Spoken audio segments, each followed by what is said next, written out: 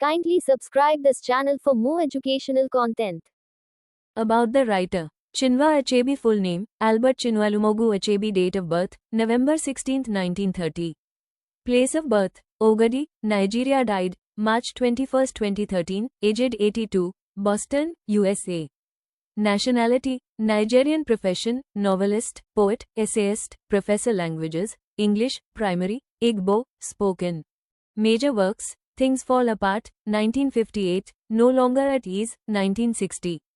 Arrow of God, 1964, A Man of the People, 1966, Antilles of the Savannah, 1987.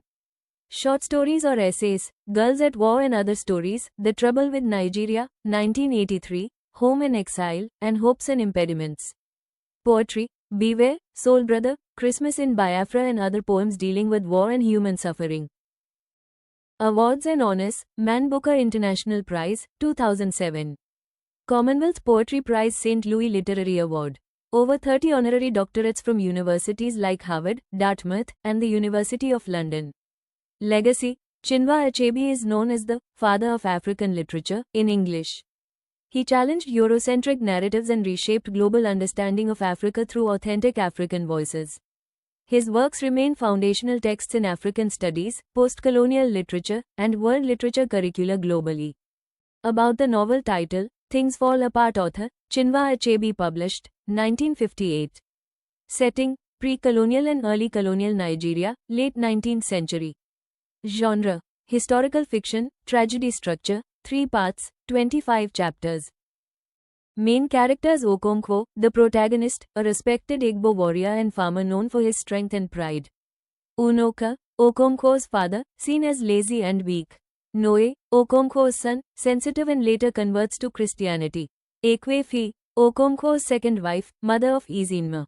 Izinma, Okonkwo's favorite daughter. Oberika, Okonkwo's close friend, more thoughtful and balanced.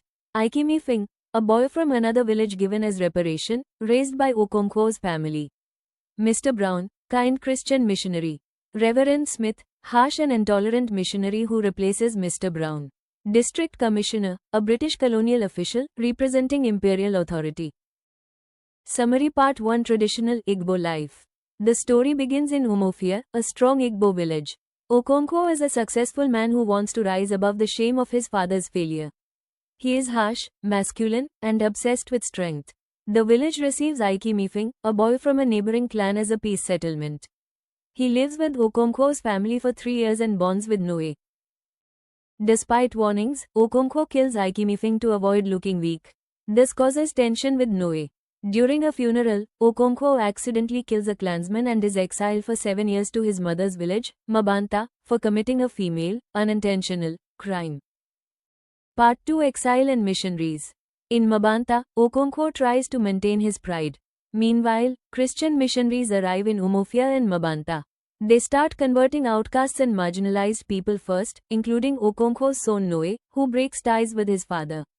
The Christian church grows, building schools and a new social order, slowly eroding traditional Igbo authority. Okonkwo returns to Umuofia after his exile to find the village deeply changed. Part 3. Collapse and Tragedy. The Christians have gained political power, and Okonkwo struggles to reclaim his status. A confrontation leads to the destruction of the church by the village elders. The colonial government retaliates by imprisoning Okonkwo and others, humiliating them. When Okonkwo kills a colonial messenger to spark rebellion, the clan refuses to join him. Realizing that traditional society has fallen apart and his world is gone, Okonkwo commits suicide, a shameful act in Igbo culture.